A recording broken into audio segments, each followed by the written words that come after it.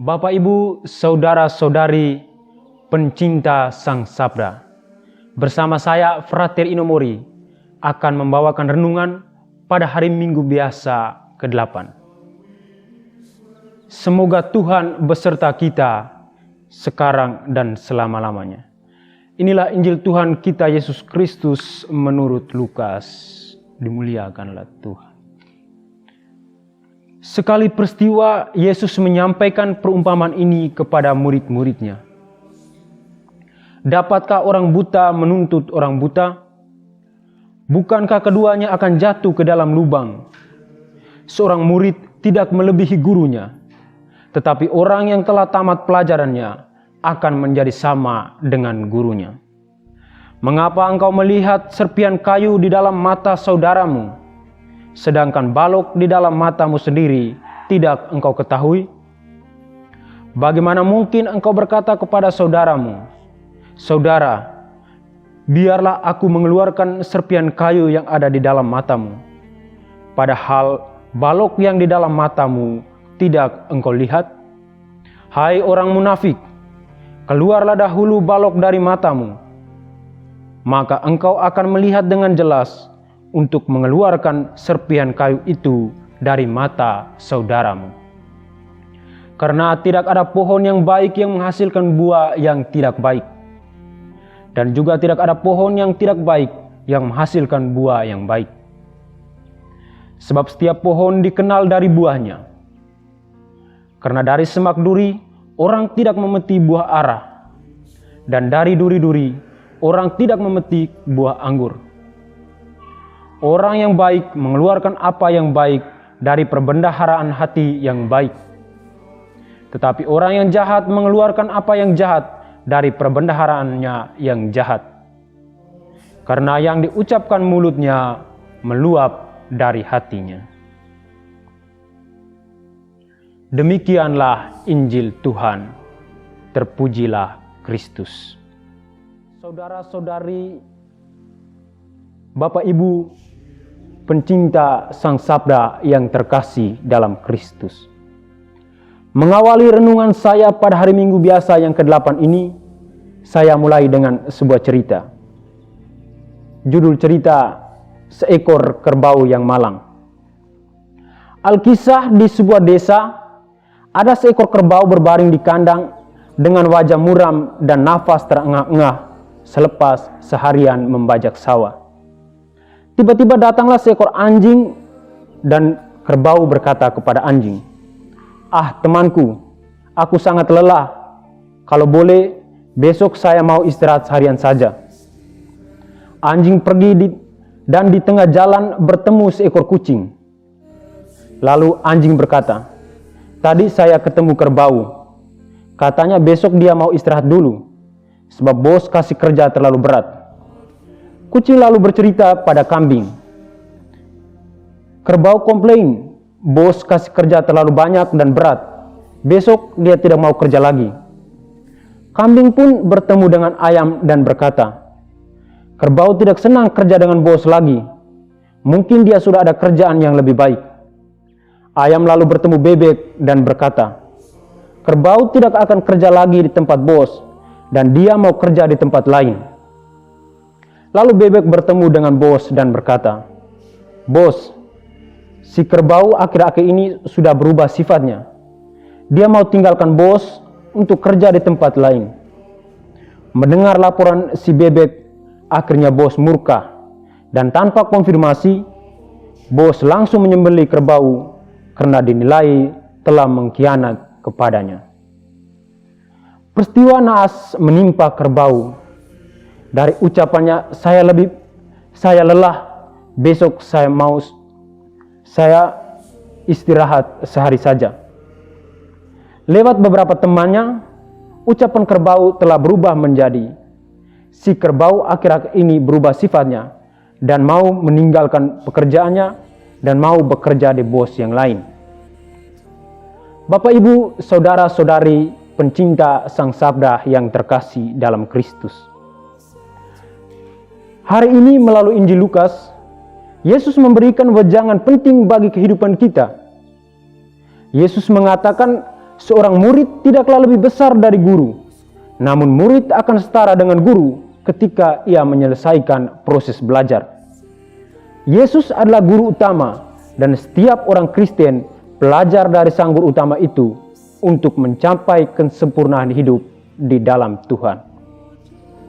Yesus bukan saja guru yang mengajar, tapi guru yang melakukan perbuatan baik bagi sesama manusia. Yesus mengajarkan kasih dan kebaikan bagi sesama dan menyelamatkan orang berdosa. Murid yang belajar untuk melihat kelemahan dan kelebihan dalam diri, bukan sebaliknya pandai melihat kekurangan sesama. Murid yang baik adalah murid yang belajar untuk tidak mudah menghakimi sesama, melainkan belajar untuk mengampuni sesama. Belajar untuk tidak mudah melihat kelemahan sesama, melainkan belajar untuk menguatkan sesama yang lemah. Belajar untuk menilai diri sendiri, bukan mengumbar aib sesama saudara. Belajar dengan rendah hati sebagai seorang murid yang penuh dengan kekurangan itu. Terus belajar untuk tidak mudah terjebak terhadap ketidakpastian informasi. Serentak belajar untuk tidak mudah mengambil keputusan berdasarkan informasi yang didengar, sebagaimana yang dilakukan si bos dalam cerita tadi. Yesus menghendaki setiap pengikutnya untuk belajar menjadi murid yang baik.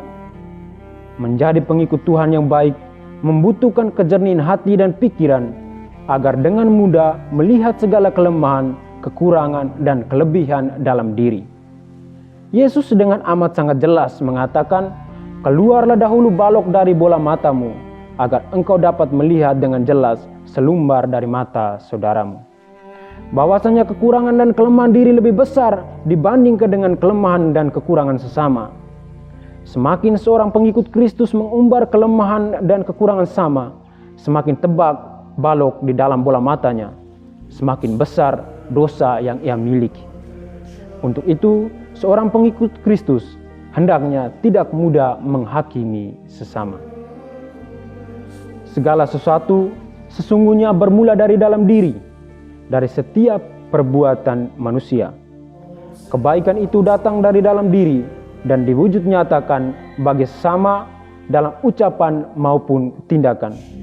Sebab demikian kata Yesus, orang yang baik mengeluarkan barang yang baik dari perbendaharaannya hati yang baik. Dan orang yang jahat mengeluarkan barang yang jahat dari perbendaharaan hati yang jahat. Karena yang diucapkan mulutnya keluar dari hati. Saudara-saudari pencinta Sang Sabda yang terkasih. Lalu bagaimana dengan kita? Ada beberapa pesan penting menjadi pedoman hidup kita. Pertama, beberapa hari lagi kita akan memasuki masa prapaskah. Masa untuk merefleksikan diri. Masa untuk melihat kelemahan dalam diri, sembari memperbaiki dosa dan kesalahan di hadapan Tuhan dan sesama. Kita hendaknya merefleksikan diri dalam keheningan bersama Tuhan melalui doa dan ekaristi, sebab itulah yang membedakan kita dengan makhluk ciptaan lain. Binatang bergerak berdasarkan insting dan daya refleks, bukan refleksi. Sedangkan manusia diberi akal budi dan hati nurani untuk berpikir dan berefleksi melampaui daya refleks. Apabila manusia tidak mampu merefleksikan diri, dengan apakah manusia disejajarkan? Kedua, Yesus menyadarkan kita bahwa kita sesungguhnya manusia yang lemah, dan Yesus menyadarkan pula bahwa kita sesungguhnya manusia yang penuh dengan kesalahan dan dosa. Sadar bahwa dosa dan kesalahan kita lebih besar daripada sesama, bukan sebaliknya membesarkan kesalahan kecil yang dilakukan sesama. Adalah suatu kemustahilan bagi kita untuk mengumpulkan kembali kapas yang kita hamburkan di atas puncak gunung. Sebab kapas itu akan berterbangan kemana saja angin berhembus. Demikian juga kelemahan sama yang diumbarkan dari mulut ke mulut akan menjadi heboh, bahkan lebih heboh dari badai seroja. Ingat, kesalahan sama hanyalah selumbar kecil yang ringan dan mudah lenyap. Sedangkan kesalahan dan kelemahan kita serupa balok besar, tebal dan lebih berat. Mengatakan apa adanya, bukan seperti kumpulan hewan dengan cerita yang membesar-besarkan kelemahan kerbau. Ketiga, kita adalah pengikut Kristus. Kita belajar dari Yesus, sang guru sejati. Pengikut Kristus berarti berada di belakang Yesus dan terus mengikuti jejaknya. Mengikuti Tuhan berbarengan dengan Tuhan. Mengikuti Tuhan bukan berbarengan dengan Tuhan. Artinya bukan berada di samping Tuhan, sebab kita akan terperosok ke jurang yang menjauhkan kita dengan Tuhan. Mengikuti Tuhan bukan juga berada di depan Tuhan, yang memungkinkan kita akan jauh bahkan tersesat dan menghilang dari hadapan Tuhan. Mari tetap menjadi pengikut Kristus yang baik melalui doa, ekaristi, dengan refleksi yang mendalam. Kita yakin dan percaya Tuhan mampu menguatkan kita yang setia kepadanya, agar kita menjadi pribadi matang, pribadi yang menghasilkan buah yang baik dan membagikan buah-buah kebaikan itu bagi sesama melalui perkataan dan perbuatan kita. Selebihnya Tuhan akan menyempurnakannya. Amin.